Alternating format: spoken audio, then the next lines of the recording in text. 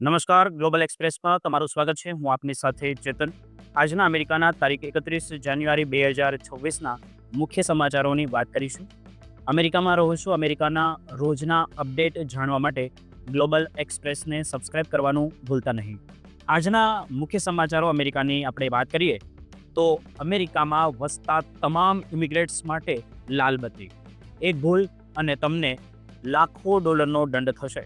જાણો કેવી રીતે વર્ષ 2026નો નવો કાયદો તમારી આખી જિંદગીની કમાણી અને મિલકત એક ઝટકે છીનવી શકે છે. શું તમે પણ સરકારના ઝોમ્બી રિમૂવલ ઓર્ડરના શિકાર તો નથી બન્યા ને? પાયમાલ થતાં બચવા માટે આ એક ખતરનાક નિયમો જાણવા દરેક એનઆરઆઈ માટે ખૂબ જરૂરી છે. આ પછીના સમાચારોની આપણે વાત કરીએ તો મિનિયાપોલિસમાં મધરાત્રે કાળા કપડાં પહેરી કોણ ઘૂસી રહ્યું છે લોકોના ઘરની અંદર? 3000 એજન્ટોનું ખતરનાક ઓપરેશન મેટ્રો સર્જ અને નિર્દોષોના મોતથી ફફડાટ મચી ગયો. જાણો રાષ્ટ્રપતિએ કેમ ખેંચવા પડ્યા પગલાં અને હવે કયા નવા સ્માર્ટ પ્લાનથી લોકોની ઊંઘ હરામ થવાની છે. શું આ ઇમિગ્રેશન યુદ્ધનો અંત છે કે શરૂઆત? આ પછીના સમાચારોની આપણે વાત કરીએ તો રિટેલ માર્કેટમાં મહાભૂકંપ. એમેઝોનને અચાનક જ કેમ લીધો પોતાના તમામ સ્ટોર કાયમ માટે બંધ કરવાનો નિર્ણય? 30,000 નોકરીઓ ગઈ અને હાઈટેક સ્ટોર પર લાગ્યા તાળા. શું પ્રોજેક્ટ ડોન પાછળ કોઈ મોટું રહસ્ય છુપાયેલું છે? જાણો એમેઝોનના આ માસ્ટર પ્લાન અને નવા રોબોટિક પ્લેટફોર્મ વિશે જે બધું જ બદલી નાખશે. ત્યાં રહેતા ભારતીય અને ખાસ કરીને ગુજરાતીને કેવી અસર થશે? આ બધા જ સમાચારો ઉપર આપણે વિગતે ચર્ચા કરીએ. આપ જોતા રહો ગ્લોબલ એક્સપ્રેસ.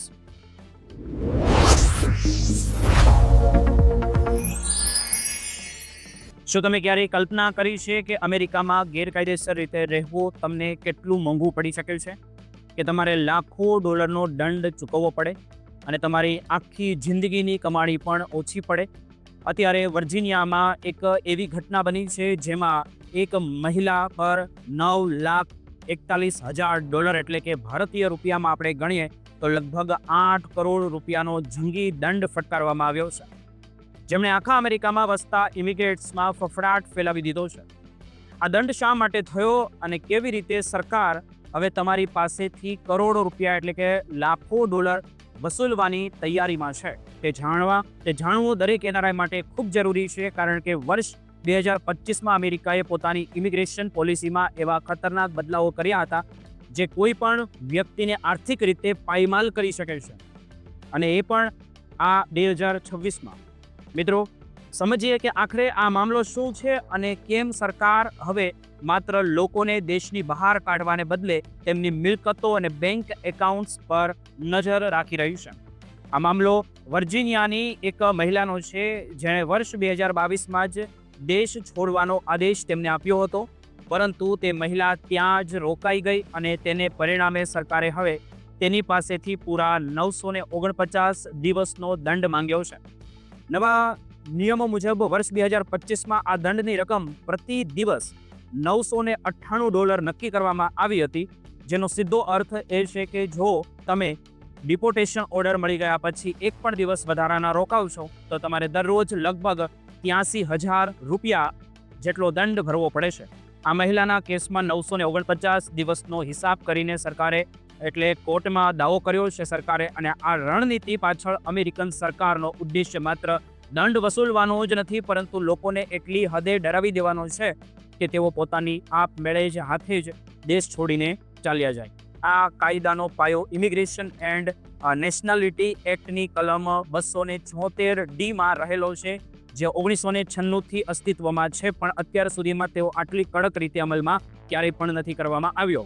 હવે સરકાર આ વહીવટી દંડને ન્યાયિક દેવામાં ફેરવા માંગે છે, જેનો અર્થ એ છે કે જો એકવાર કોર્ટ આ દંડ માટે મંજૂર કરી દે તો સરકાર તમારી મિલકત જપ્ત કરી શકે છે, તમારા પગારમાંથી પૈસા કાપી શકે છે, અને તમે જો ભવિષ્યમાં નાદાર જાહેર થાવ તો પણ આ દેવું તમારો પીછો છોડશે નહીં. 2025માં આવેલા આ નિયમ મુજબ હવે સરકાર દંડની રકમ નક્કી કરતી વખતે મોંઘવારીને પણ ધ્યાનમાં લે છે, જેમના કારણે પહેલાં જે દંડ ઓછો હતો તે હવે દર વર્ષે વધતો જશે.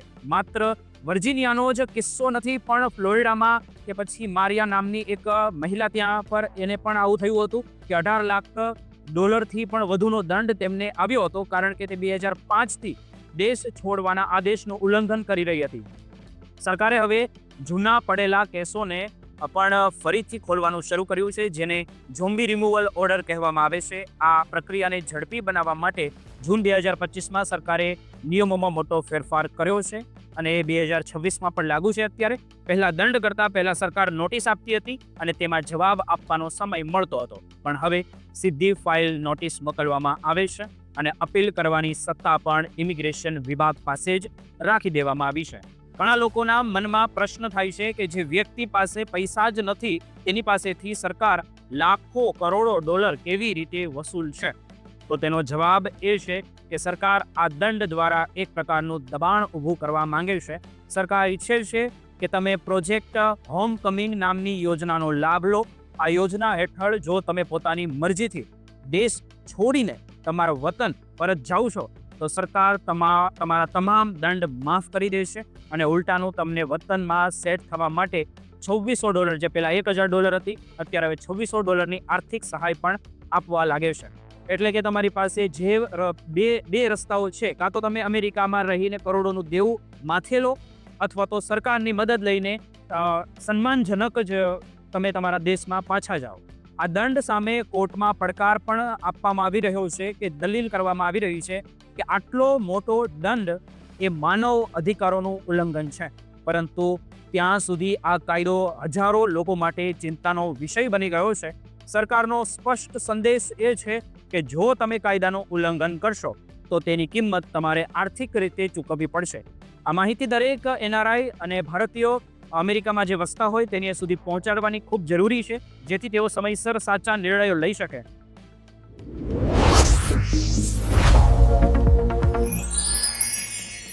મિત્રો, આજે હું એક એવી સનસનાટીપૂર્વ માહિતી તમારી સાથે લઈને આવ્યો છું જે જાણીને તમારા રૂવાડા ઊભા થઈ જશે, કારણ કે અમેરિકાના મિનિયાપોલિસ શહેરમાં અત્યારે કંઈક એવું બની રહ્યું છે જે ઇતિહાસમાં પહેલાં ક્યારેય નથી બન્યું.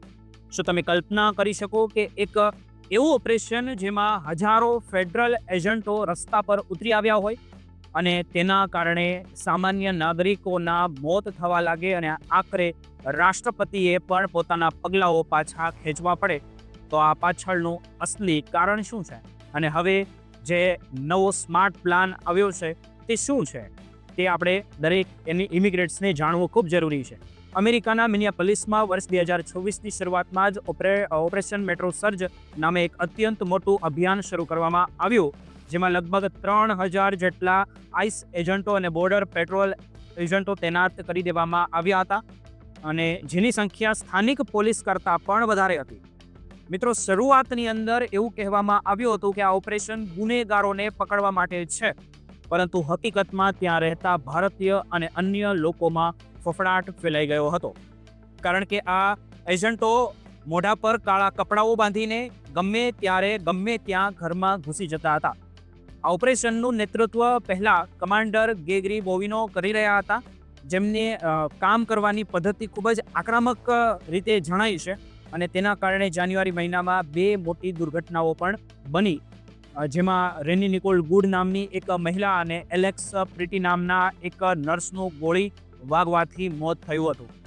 આ ઘટનાઓ પછી આખા અમેરિકામાં ભારે વિરોધ પ્રદર્શનો શરૂ થયા, એ આપણે બધાએ જોયું અને સરકારે જોયું કે સ્થિતિ હાથમાંથી બહાર જતી રહી છે, એટલે તરત જ કમાન્ડર બોવિનોને હટાવીને તેમની જગ્યાએ બોર્ડર ઝાર ગણાતા ટોમ હોમન અને જવાબદારી એમને સોંપવામાં આવી દીધી. ટોમ હોમને આવવાની સાથે જ સ્વીકાર્યું કે પહેલાંની ભૂલો સુધારવાની જરૂર છે અને તેમણે સ્માર્ટ ઓપરેશનની જાહેરાત કરી, જેનો અર્થ એ છે કે હવે એજન્ટો રસ્તા પર ગમે તેને પકડવાને બદલે માત્ર એવા લોકો પર ધ્યાન આપશે જેમનો ગુનાહિત ઇતિહાસ હોય. આ નવા પ્લાન મુજબ હવે એજન્ટો રસ્તા પર દેખાવાને બદલે સીધા જ જેલના ડેટાનો ઉપયોગ કરશે અને જે લોકો જેલમાંથી છૂટવાના હોય તેમને જ નિશાન બનાવવામાં આવશે. આ સાથે જ સરકારે સ્થાનિક સત્તાવાળાઓ પર દબાણ વધાર્યું છે કે જો તેઓ જેલમાં એજન્ટોને એન્ટ્રી આપશે તો જ રસ્તા પરથી એજન્ટોની સંખ્યા ઓછી કરવામાં આવશે. આખી બાબત હવે કાયદાકીય લડાઈમાં ફેરવાઈ ગઈ એવું દેખાઈ રહ્યું છે. મિત્રો, કારણ કે મિનેસોટા રાજ્યના એટર્ની જનરલે આને ગેરબંધારણીય ગણાવ્યું અને કોર્ટમાં કેસ કર્યો કે ફેડરલ સરકાર રાજ્ય પર દબાણ કરી રહી છે. અત્યારે મિનિયાપોલિસમાં એક પ્રકારની શાંતિ તો દેખાય છે, પણ લોકો હજુ પણ ડરમાં છે, કારણ કે સ્માર્ટ પદ્ધતિથી પણ ધરપકડ તો ચાલુ જ રહેવાની છે. અને આ લડાઈ હવે અમેરિકામાં ઇમિગ્રેટ્સના કાયદાઓ માટે એક નવો વળાંક સાબિત થશે. આવનારા દિવસોની અંદર આ શહેરની અંદર શું થશે તે આપણે બધાએ જોવું રહ્યું.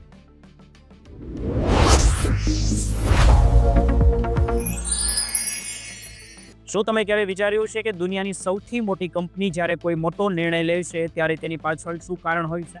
અને ખાસ કરીને જ્યારે તે કરિયાણા જેવી આપતી રોજિંદી જરૂરિયાત સાથે જોડાયેલો હોય ત્યારે તેની શું અસર થાય છે? કારણ કે આજે હું તમને એક એવા સમાચાર આપવા જઈ રહ્યો છું જે જાણીને તમે પણ ચોંકી જશો કે એમેઝોન જેવી દિગ્ગજ કંપનીએ અમેરિકામાં તેમાં તમામ ફિઝિકલ ગ્રોસરી સ્ટોર બંધ કરવાનો આખરી નિર્ણય લઈ લીધો છે. અને આ પાછળનું ગણિત શું છે તે જાણવા માટે તમારે આ અંત સુધી જોતું રહેવું જોઈએ. મિત્રો, 27 જાન્યુઆરી 2026ના રોજ અમેરિકાના રિટેલ માર્કેટમાં એક બહુ મોટો ભૂકંપ આવ્યો, જ્યારે એમેઝોનને જાહેરાત કરી કે તેઓ તેમના પોતાના તમામ એમેઝોન ફ્રેશ અને એમેઝોન ગો સ્ટોર કાયમ માટે બંધ કરી રહ્યા છે. અને 1 ફેબ્રુઆરી 2026 સુધીમાં તો આ પ્રક્રિયા સંપૂર્ણપણે પૂરી થઈ જશે, જેનો અર્થ એ છે કે છેલ્લા 10 વર્ષથી ચાલી રહેલા હાઈટેક સ્ટોરનો પ્રોગ્રામ હવે અંત તરફ છે. આ કોઈ સામાન્ય પીછેહટ નથી, પરંતુ એક મોટી રણનીતિનો ભાગ છે, કારણ કે હવે કંપની પોતાનું આખું ધ્યાન હોમ ફ્રૂટ્સ માર્કેટમાં આપી રહી છે, કેન્દ્રિત કરવા માંગે છે, જે તેમણે 2017માં ખરીદ્યું હતું. અને સાથે સાથે ડિજિટલ ડિલિવરી નેટવર્કનું પણ તે મજબૂત બનાવવાની દિશામાં કામ કરી રહી છે. કંપનીએ સ્વીકાર્યું કે જો તેમની પાસે જસ્ટ વોક આઉટ જેવી અદ્ભુત ટેકનોલોજી હતી, જેમાં તમારે લાઇનમાં ઊભા રહ્યા વગર સામાન લઈને સીધું બહાર નીકળી જવાનું હોય છે, તેમ છતાં તેઓ ગ્રાહકને આકર્ષવામાં અને નફો કમાવામાં જોઈએ તેવી સફળતા મેળવી શક્યા નથી. જો આપણે આંકડાની વાત કરીએ તો આખા અમેરિકામાં અંદાજે 72 જેટલા સ્થળો પર આ સ્ટોર બંધ કરવામાં આવી રહ્યા છે, જેમાં કેલિફોર્નિયા, ઇલિનોઇસ અને વોશિંગ્ટન જેવા મોટા રાજ્યોનો સમાવેશ પણ થઈ રહ્યો છે. અને ખાસ વાત તો એ છે કે કેલિફોર્નિયામાં નિયમોને કારણે ત્યાં 45 દિવસનો વધારાનો સમય આપવામાં આવી રહ્યો છે. સ્ટોર બંધ થવાની જાહેરાત થતાં જ લોકોને ભારે ભીડ ઉમટી પડી હતી, કારણ કે ત્યાં 50% જેટલું ડિસ્કાઉન્ટ આપવામાં આવી રહ્યું હતું અને હજુ પણ કદાચ ચાલુ હશે. અને જે સ્ટોર લાઇનમાં ઊભું ન રહેવા માટે જાણીતા હતા, ત્યાં જ લોકોને અડધો કલાક લાઇનમાં ઊભું રહેવું પડ્યું હતું. નિષ્ણાંતો એવું માની રહ્યા છે કે એમેઝોન એક ટેકનોલોજી અને લોજિસ્ટિક કંપની છે, અને કરિયાણાના વ્યવસાયમાં જે આત્મીયતા અને તાજગીની જરૂર હોય છે તેમાં ક્યાંક કમી રહી ગઈ હશે. અને તેનીથી જ હવે તેઓ પોતાની રણનીતિ બદલી રહ્યા છે. હવે કંપની ઓર્બિટલ નામનું એક નવું રોબોટિક પ્લેટફોર્મ વિકસાવી રહ્યું છે, જેમાં $612 મિલિયન રોકાણ કરવામાં આવ્યું છે, જે ઓનલાઈન ઓર્ડર પૂરા કરવામાં ખૂબ જ મદદરૂપ થશે. આ સિવાય એમેઝોન હવે શિકાગો પાસે એક વિશાળ સુપર સેન્ટર બનાવવાની તૈયારીમાં છે, જે વોલમાર્ટના મોટા સ્ટોર કરતાં પણ મોટું હશે. અને ત્યાં લોકો રૂબરૂ જઈને ખરીદી પણ કરી શકશે, તેમજ ત્યાંથી હોમ ડિલિવરી પણ ઝડપથી થઈ શકશે. આ મોટા ફેરફારોની વચ્ચે કંપનીમાં પ્રોજેક્ટ સ્વાન હેઠળ મોટા પાયે છટણી પણ કરવામાં આવી છે, જેમાં અંદાજે 30,000 જેટલા કર્મચારીઓને પોતાની નોકરીઓ ગુમાવી પડી છે, જેમાં ભારતનો પણ સમાવેશ થાય છે, જેમાં ભારતીય વ્યક્તિઓ પણ હતા. અંતમાં એવું કહી શકાય કે એમેઝોન હવે ગલીએ નાના સ્ટોર ખોલવાને બદલે મોટી ડિલિવરી સિસ્ટમ અને હોલ ફ્રૂટ્સ જેવા પ્રીમિયમ બ્રાન્ડ્સ પર ધ્યાન આપીને આવનારા દાયકાની તૈયારીઓ કરી રહી છે. આગળ શું થશે તે આપણે બધાએ જોવું રહ્યું.